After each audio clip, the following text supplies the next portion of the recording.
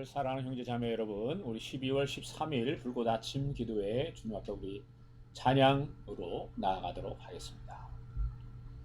하늘에 가득한 영광의 하나님, 온 땅에 충만한 존귀하신 하나님, 생명과 빛으로 지혜와 권능으로 언제나 우리를 지키시는 하나님,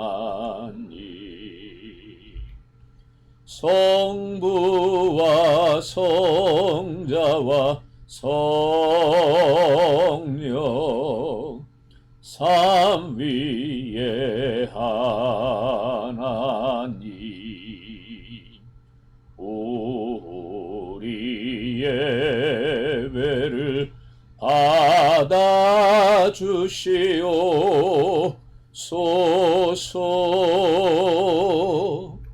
사랑이 넘치는 자비하신 하나님, 은혜가 풍성한 구원의 하나님, 참회의 심령에 평안을 주시옵고 죄악과 허물을 용서하여 주소서. 찬송과 영광과 생명 구원의 하나님, 우리 예배를 받아주시옵소서.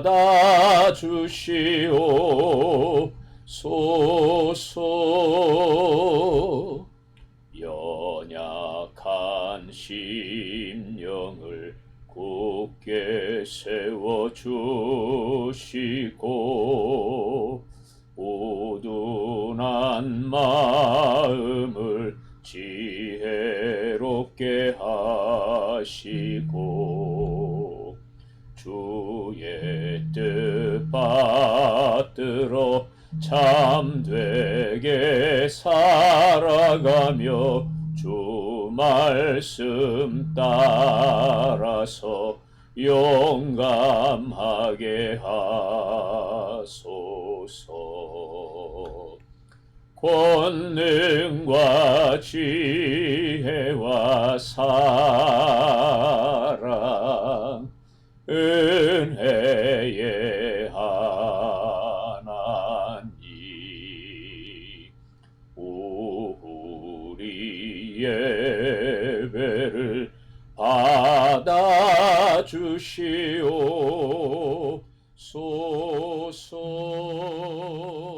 오늘은 저희가 신앙 성장 시리즈 성경이 무엇을 말하느냐, 우리가 영적인 삶에 관하여 함께 살펴보고 있는데, 오늘은 저희가 경배에 관하여 함께 말씀을 살펴보도록 하겠습니다.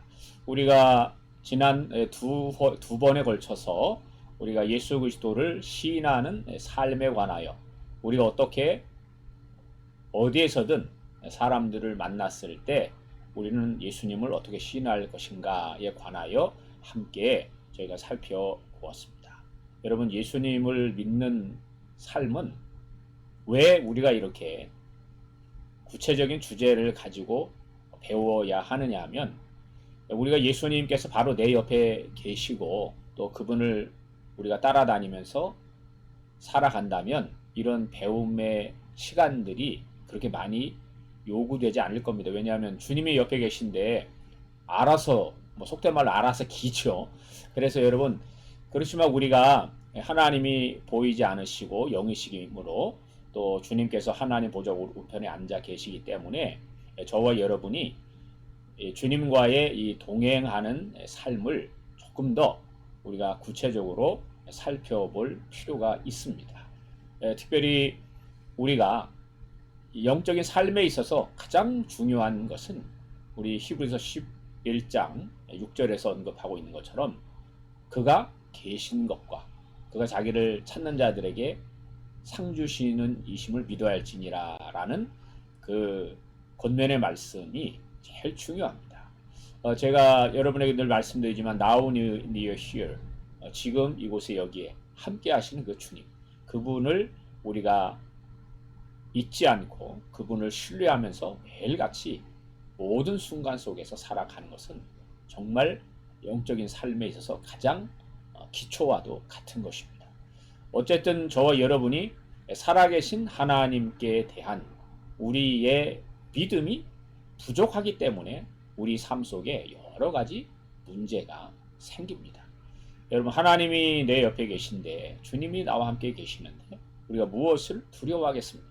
또 우리가 주님이 함께 계신데 우리가 어떻게 함부로 말을 할 수가 있겠습니까? 여러분, 주님이 곁에 계신데 우리가 무엇을 염려하겠습니까? 여러분, 주님이 나와 함께 하신다면 우리가 아무것도 고민하고 염려할 필요 없이 정말 그분을 신뢰하고 그분을 기뻐하면서 그분과 매일같이 동행하는 삶만이 가장 축복된 삶이 되는 것이죠. 그러나 그분이 보이지 않으시고 우리가 또한 그분을 믿는 그 믿음이 연약하기 때문에 우리에게는 여러 가지 없어도 되는 문제가 발생을 하는 것입니다. 그래서 우리가 이렇게 배우는 것도 바로 그런 부분들을 보완하고 우리가 영적인 삶을 바르게 세워서 주님을 온전히 섬기기 위함입니다. 그래서 오늘은 두 번째 주제, 바로 성경적 경배에 관하여 우리가 함께 말씀을 나누도록 하겠습니다. 여러분, 우리가 성경을 보면 성경에서 보여주는 하나님과 또 피조물과의 관계의 가장 아름다운 모습은 바로 창세기 1장 2장과 계시록 21장 22장입니다. 우리 하늘과 땅을 창조하신 그 하나님께서 창조주의 그 권능으로 만물을 다스리시고 또 그 만물이 아버지께 경배하고 그분을 찬양하고 그분을 순종하는 모습입니다. 얼마나 아름다운 모습인지 모릅니다. 그런데 이렇게 질서 있고 정말 마땅히 있어야 할 그 모습이 사라지게 된 가장 최초의 사건은 바로 루시퍼의 반역입니다. 즉 전능하신 자, 가장 높으신 곳에 앉으신 분과 자신을 비기려고 하는 그 교만이 싹트는 순간 결국에 하나님의 심판이 그들에게 쏟아져 내린 것이죠. 여러분, 하나님은 합당한 존귀와 영광을 받으셔야 하는 분입니다. 그런데 이렇게 권위와 질서가 무너지고 결국에 자기 마음대로 살아가게 될 때 결국에는 혼란과 또 심판이 일어날 수밖에 없는 것이죠. 그래서 여러분이 또 제가 성경을 보면 항상 사람들이 자기 중심적으로 자기 마음대로 자기가 주인이 되고 자신이 왕이 돼서 살아가는 그 삶이 나타날 때 그때가 가장 혼란스럽고 가장 하나님으로부터 멀리 떨어져 있는 시기입니다. 그래서 여러분, 어떻게 보면 사사기의 마지막 장에 각자 자기 속에는 옳은 대로 행하였더라 라는 그 한 구절이 정말 이 영적인 암흑기, 이 사사 시대를 평가하는 아주 중요한 표현이 된 것이죠. 저와 여러분도 마찬가지입니다. 우리가 이 경배를 이해할 때 요즘처럼 이렇게 민주주의 국가에서 이 경배를 이해한다는 것은 그렇게 쉬운 일이 아닐 것입니다. 왜냐하면 우리는 내 마음대로 살아가는 그런 시대에 태어나서 평생 그렇게 지내왔기 때문입니다. 그래서 그런 자기중심적인 삶을 살다가 누군가를 존중히 여기면서 그분의 권위 아래서 살아간다라고 할 때 이것은 결코 쉬운 일은 아닐 것입니다. 그러나 우리가 이 하나님을 바르게 알 때 우리는 그분께 합당한 영광을 돌리게 되며, 이 성경적 경배라고 할 때 이것은 예배의 형식을 뛰어넘어서 저와 여러분의 중심이 정말 하나님을 하나님답게 경외하는가, 그분을 두려워하는가, 그분의 권위에 순복하는가, 정말 하나님이 어떤 분이신가에 대하여 우리 자신이 정말 건전한 마음을 가지고 있을 때 우리 삶 속에 자연스럽게 솟아나는 것이 바로 경배입니다. 여러분, 우리가 부모님을 공경하지 않습니까?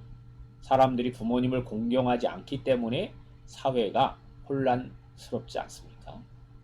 여러분, 권위라는 것은 우리가 합당한 자리에 있는 분에게 마땅히 우리가 취해야 하는 자세. 그래서 여러분, 이 성경적 경배를 이해할 때에도 우리가 무조건 경배를 해야 된다라는 것을 이해하기보다 하나님이 누구신가에 관하여 우리가 더욱 깊이 묵상을 해야 됩니다.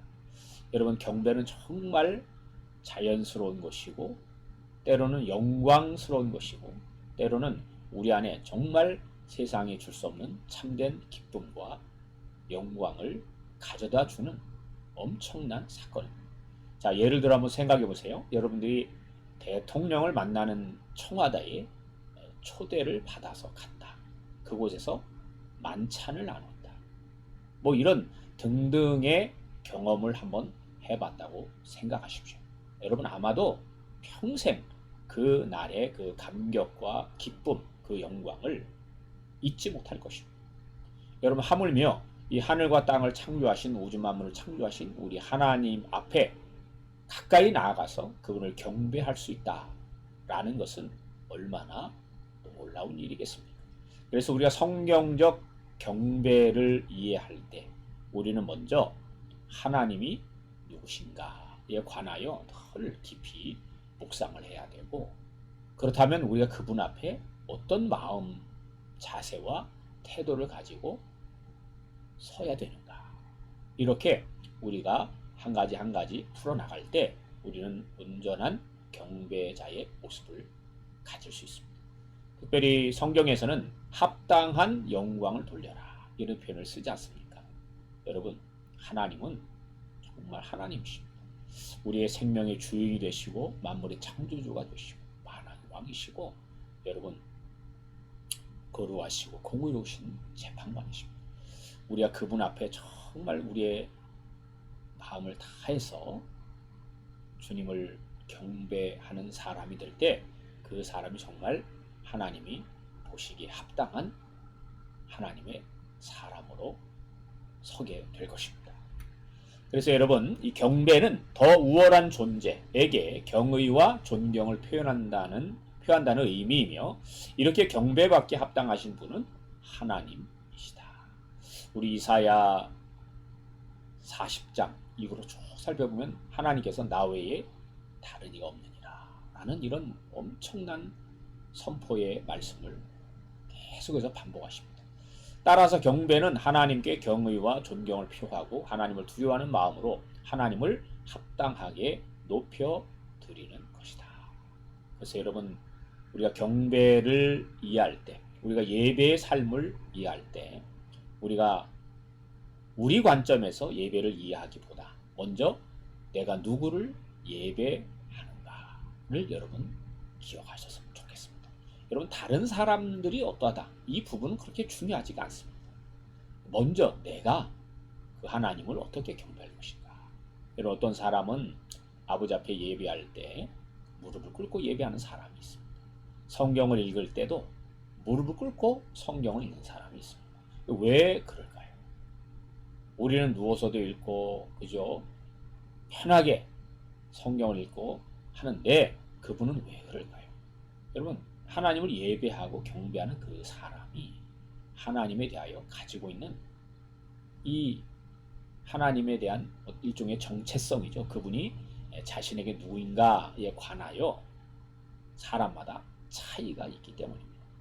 여러분 예배를 나오는데 누가 예배 드리라고 해요? 예배 드리고 이야기 안 하면 지 맘대로 행동한다면 그거는 여러분 예배를 드리느냐 드리지 않느냐의 문제보다 그 사람이 하나님을 경홀히 여기고 있다. 이렇게 이해를 해야 됩니다.